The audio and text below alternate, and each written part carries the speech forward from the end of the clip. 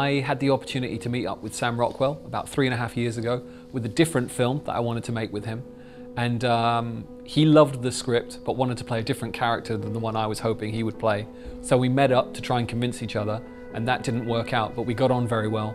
And we just started talking about the kinds of sort of roles as an actor he wanted to play, and the kinds of films we both loved. And there was this period of science fiction films in the late 70s and early 80s that we both sort of loved. And films like Outland and Silent Running and Ridley Scott's Alien, about sort of blue-collar working people in space.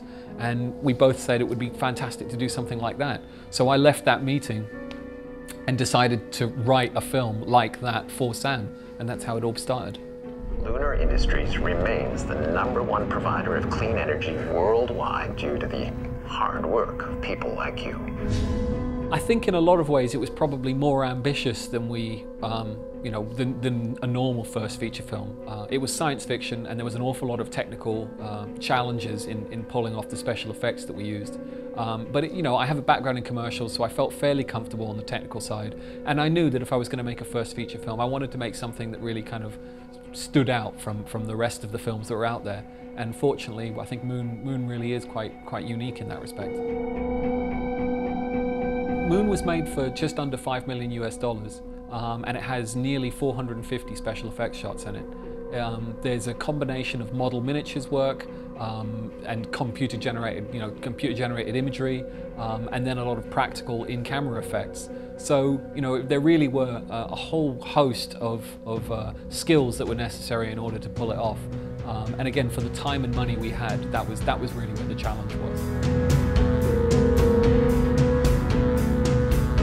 Moon was always designed to be very sort of character-centric and about very human, elements of human nature. And I think for me, the whole idea of having the opportunity to meet yourself from a different period in your own life is really interesting, because I know that I personally was a very different person when I was younger than I am now.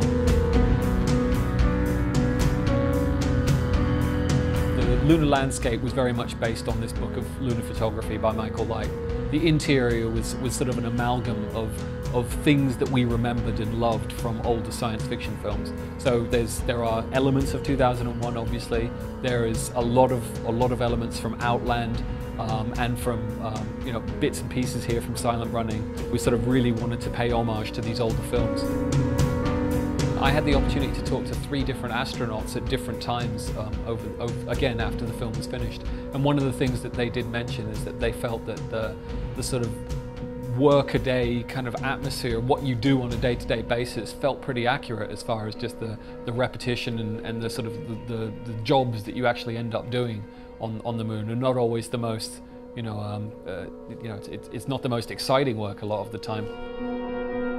It's been amazing. I mean, I am kind of getting to the point now where I really, really want the DVD and the Blu-ray to be out for people to see it, and maybe not have to push so hard on the theatrical anymore. So it's nice that we're sort of reaching that transition point now. I was sort of very hopeful. I mean, we'd all put in blood, sweat and tears to make the film, and we all knew that it was incredibly ambitious and that we'd managed to achieve something quite special.